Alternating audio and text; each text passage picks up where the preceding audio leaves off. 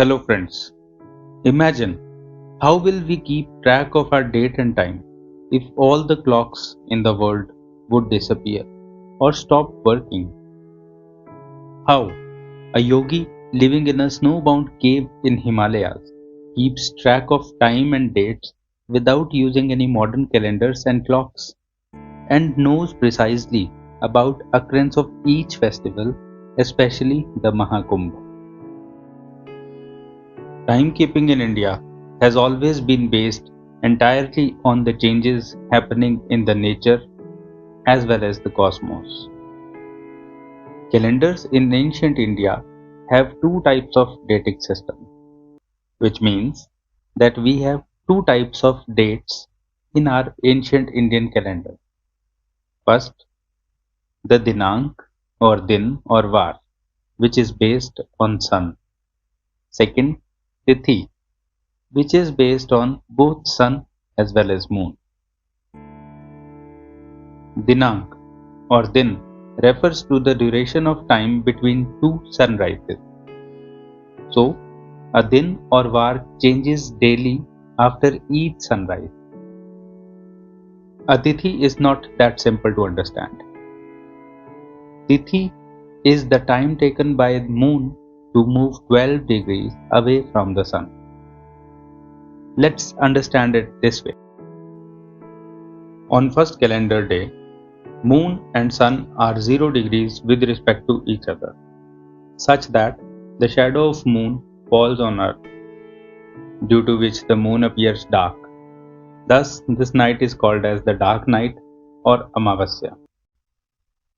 Similarly, when the sun and the moon are 180 degrees with respect to each other, the moon completely reflects the light rays from the sun on the earth, such that the moon appears full and bright.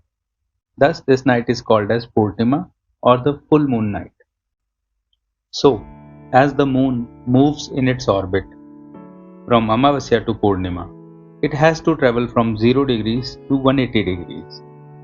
And the duration of time taken by moon to travel each 12 degrees in its orbit is called as a Tithi. When moon moves in its orbit from 0 degree to 12 degree, we call it as the first Tithi or Prathama. Similarly, when the moon moves from 12 degree to 24 degrees, we call it as the second Tithi or Dvitiya. From 24 degrees to 36 degrees, we call it as the third Tithi or Tritiya, and so on till the moon reaches from Amavasya to the Purnima 180 degrees. The moon takes 14 Tithis to reach from Amavasya to Purnima, such that the Purnima is the 15th Tithi of the cycle. Similarly, from Purnima again coming back to the Amavasya, moon takes 14th Tithis such that the 15th Tithi is now Amavasya. So, the moon completes one orbit in two halves of Amavasya to Purnima and Purnima to Amavasya, that is from the dark night to the full moon night and back from full moon night to the dark night. This complete duration of time is known as one lunar month. Moon completes its orbit around the earth in two halves of 15 Tithis each. The first half from Amavasya to Purnima is called as the waxing phase or the Shukla Paksh. The second half from Purnima to Amavasya is known as the waning phase or the Krishna Paksh. This duration of 30 Tithis is known as a Chandramas or a lunar month, which forms the basis of the duration of month in the Indian calendar. The duration of the year was calculated by three different techniques. When it is calculated on the basis of moon, it is known as Chandra Varsh or lunar year. When it is calculated by using sun, it is called as Saur Varsh or the solar year. And also, it was calculated by using Jupiter's rotation, which is called as the Samvatsar.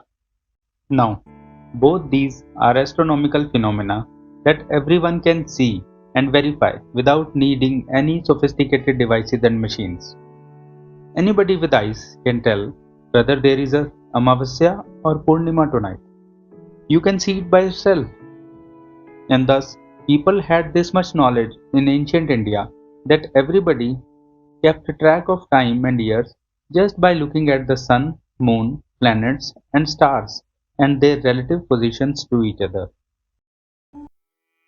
Even if you go and ask the yogi at Himalaya or a sadhu in a cave, he will tell you the exact tithi, month, and year just by simply looking outside at the sky. Hence, when Kumbh Mela is celebrated every 12 years in India, nobody gives invitation to any sadhus or yogis in jungles or mountains. Yet, those ascetics, they come and attend surprisingly without failing every time. Now, let's talk about the date. I don't mean to be rude, but date is a very arbitrary, unscientific, and irrational concept of timekeeping. It originated in the West, where people were not familiar with mathematics at that time, and astronomy was magic to them. They believed Earth to be flat and Sun to be rotating around Earth, and many more such myths. West developed a strange system of watches and clocks to track time. Length of day was arbitrarily set at 12 a.m. midnight with absolutely no astronomical or scientific basis.